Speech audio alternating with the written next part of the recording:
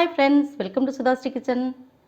இப்போ நம்ம பார்த்துட்டு இருக்கிறது அருமையான கோதுமை அல்வா. நம்ம கோதுமை அல்வானா கோதுமை மாவை பயன்படுத்தி தான் அதை நம்ம செஞ்சுருக்கோம். ரொம்ப அட்டகாசமாக இந்த ரேஷியோவில் நீங்கள் செஞ்சிங்கன்னா உங்களுக்கும் இதேமாரி பர்ஃபெக்டான கோதுமை அல்வா ரெடி ஆகிடும். ரொம்ப சீக்கிரமாக செஞ்சிடலாம். குழந்தைங்கள் ரொம்ப விரும்பி சாப்பிடுவாங்க. ரொம்ப ஹெல்த்தியானதும் கூட. நம்ம சேனல் முதல் முறையாக பார்க்குறவங்க SudhaSri கிச்சனை சப்ஸ்கிரைப் பண்ணிக்கோங்க. பக்கத்தில் இருக்கிற பெல் சிம்பிள் ப்ரெஸ் பண்ணுங்கள். அதில் ஆல் ஆப்ஷனை கிளிக் பண்ணிங்கன்னா நம்ம போடுற எல்லா பதிவும் உங்களுக்கு நோட்டிஃபிகேஷனுக்கு வந்துடும். இந்த கோதுமை அல்வா எப்படி இருக்குதுன்னு பார்க்கலாமா?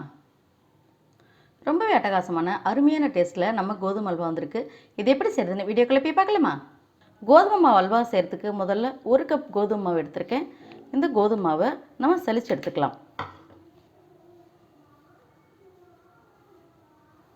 நல்லா சலிச்சு எடுத்தாச்சு. அடுத்தது நம்ம எந்த கப்பில் மாவு அளந்தோமோ அதே கப்பில் 3 கப்புக்கு தண்ணி சேர்த்துக்கலாம். 2 3 கப்பு தண்ணி சேர்த்து நல்லா கலந்து விட்டுக்கலாம். கட்டிகள் இல்லாமல் நல்லா கலந்து எடுத்துகிட்டு வந்துடுறேன். ரொம்ப ஈஸியாக 10 நிமிஷத்தில் இந்த கோதுமை அல்வா செஞ்சிடலாம். ரொம்ப சூப்பராக இருக்கும். கட்டிகள் இல்லாமல் இந்த மாதிரி நல்லா கலந்து எடுத்துட்டாச்சு. அடுத்தது இப்போ ஸ்டவ்வில் ஒரு வாணலி வச்சுருக்கேன். இதில் 1 ஸ்பூனுக்கு நெய் சேர்த்துக்கலாம். நெய் சேர்த்துட்டு உருகுனதும் ஒரு 10 முந்திரி சேர்த்துக்கலாம். பொன்னிறமாக நல்லா ஃப்ரை பண்ணிக்கலாம். இதை முந்திரி கொஞ்சம் கலர் மாறிடுச்சு. வறுபட்டோடனே இது அதே பிளேட்டுக்கு எடுத்து மாற்றிக்கலாம். வறுபட்ட முந்திரியை தனியாக எடுத்து வச்சுக்கலாம்.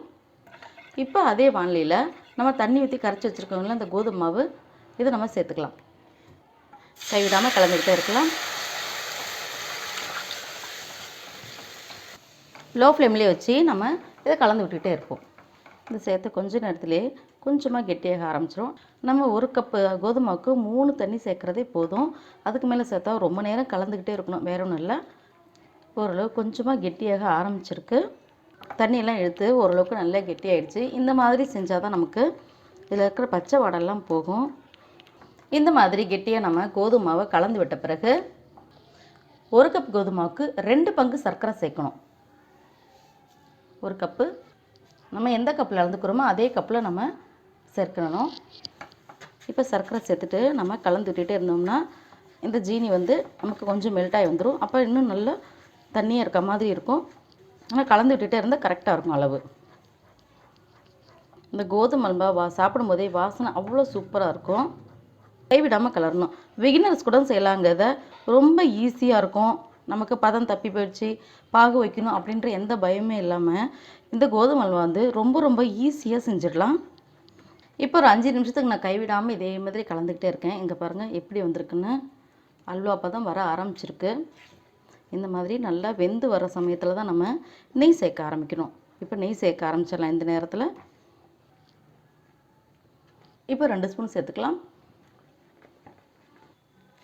மறுபடியும் கைவிடாமல் கலந்துட்டுருக்கலாம். நம்ம லோ ஃப்ளேம்லேயே வச்சுட்டு இந்த மாதிரி கலந்து விட்டுகிட்டே இருக்கணும். அப்போ தான் அடி பிடிக்காமல் இருக்கும் நமக்கு.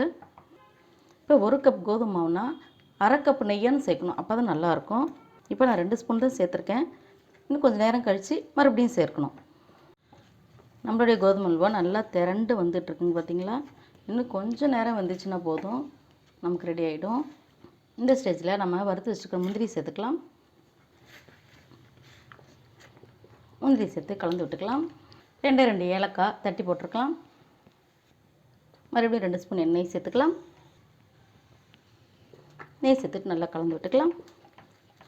நம்மளுடைய கோதுமை அல்வா ரெடி ஆகிட்டே இருக்குது. பார்த்திங்களா, பேனில் ஒட்டாத அளவுக்கு வந்துருச்சு. இப்போ கொஞ்சமாக ஃபுட் கலர் சேர்த்துக்கலாம். 1 ஸ்பூன் நெய்.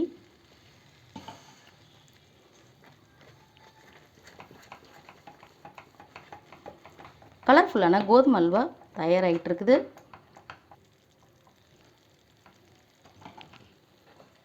இந்த கோதுமை அல்வாவுக்கு நெய் சேர்க்க தான் நல்லா பார்க்குறதுக்கு அழகாக இருக்கும். நெய் கொஞ்சம் ஜாஸ்தியாக தான் செலவாகும். ஆனால் டேஸ்ட்டு ரொம்ப சூப்பராக இருக்கும். நமக்கு இந்த மாதிரி பேனில் ஒட்டக்கூடாது. அந்த அளவுக்கு இதை நம்ம கலந்து விட்டுகிட்டே இருக்கணும். பார்த்திங்களா, இப்படி பேனில் ஒட்டாத அளவுக்கு நல்லா சுழண்டு வரணும். இப்படி மறுபடியும் 1 ஸ்பூன் நெய் சேர்த்துட்டு நம்ம கலந்து இறக்கிட வேண்டியது தான். பார்க்கும்போதே சாப்பிடணும் போல் இருக்குல்ல. டேஸ்ட்டு அந்தளவுக்கு ரொம்ப அட்டகாசமாக இருக்குங்க. நம்மளுடைய அருமையான கோதுமை அல்வா ரெடி. உங்களுக்கு இந்த கோதுமை அல்வா பிடிச்சிருந்துச்சுன்னா சுதாஸ்ரீ கிச்சனுக்கு சப்ஸ்கிரைப் பண்ணுங்கள், ஃப்ரெண்ட்ஸ் அண்ட் ரிலேட்டிவ்க்கு ஷேர் பண்ணுங்கள், லைக் பண்ணுங்கள், கமெண்ட் பண்ணுங்கள். ஆரோக்கியமான சமைப்போம், ஆனந்தமாக இருப்போம். தேங்க்யூ.